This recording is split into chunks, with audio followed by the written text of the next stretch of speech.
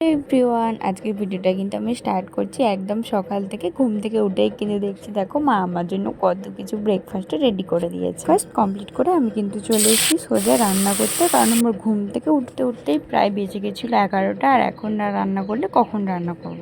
মা এখন বাড়িতে নেই, তাই জন্য কিন্তু রান্না করতে আমিই চলে এলাম। মা বলেছিল যে আমি এসে রান্নাটা করে নেবো, তোকে আর করতে হবে না, কিন্তু তাও আমার ইচ্ছে হলো আজকে একটু রান্নাটা করাই যাক। অনেকদিন আমি রান্না করিনি, আর আমি রান্না করতে এসেছি তো অনেক কিছু তো রান্না আজকে করবোই। দেখো, প্রথমে কিন্তু করে নিয়েছি আলু ভাজা, এরপর মাছের ঝাল করে নিয়েছি, এবার কিন্তু মাছের ঝোলও করছি।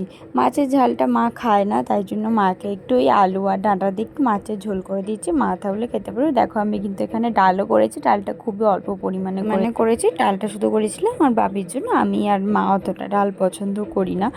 যাই হোক, এরপর কিন্তু আমি বাড়িতে দেখলাম আম রয়েছে, তাই জন্য আমের চাটনি করতেও শুরু করে দিলাম। দেখো, আমটাকে কিন্তু গ্রেটার দিয়ে ভালো করে আমি গ্রেট করে নিয়েছি। এরকম করে আমের চাটনিটা করলে কিন্তু খেতে খুবই সুন্দর হয়। আজকের আমের চাটনিটা দেখো কিন্তু আমি কোনো তেল না দিয়েই একদম শুকনো কড়াতেই আমটাকে ভালো করে নেড়ে নিলাম। এরপর কিন্তু আমি কালো জিরা শুকনো লঙ্কা দিয়ে দিলাম। আমটাকে যেহেতু গ্রেটার দিয়ে ভালো করে গ্রেট করে নিয়েছিলাম, তাই জন্য আমটাকে তো বেশিক্ষণ সিদ্ধ করতে একদমই লাগেনি, খুব তাড়াতাড়ি কিন্তু হয়ে গেছিল। ওর কিন্তু একটু প্রসাদ খেয়ে নিলাম, আমাদের বাড়ির সামনেই পুজো হচ্ছিল, সেখান থেকে প্রসাদ দিয়েছিল, সেটাই খেয়ে নিলাম। সন্ধ্যাবেলা আমার হঠাৎ করে খুব পিৎজা খেতে ইচ্ছে করছিল, কিন্তু এখন আবার পিৎজা খেয়ে আনতে যাবে, তাই জন্য আমি কিন্তু বাড়িতেই পাউরুটি দিয়ে বানিয়ে ফেললাম পিৎজা।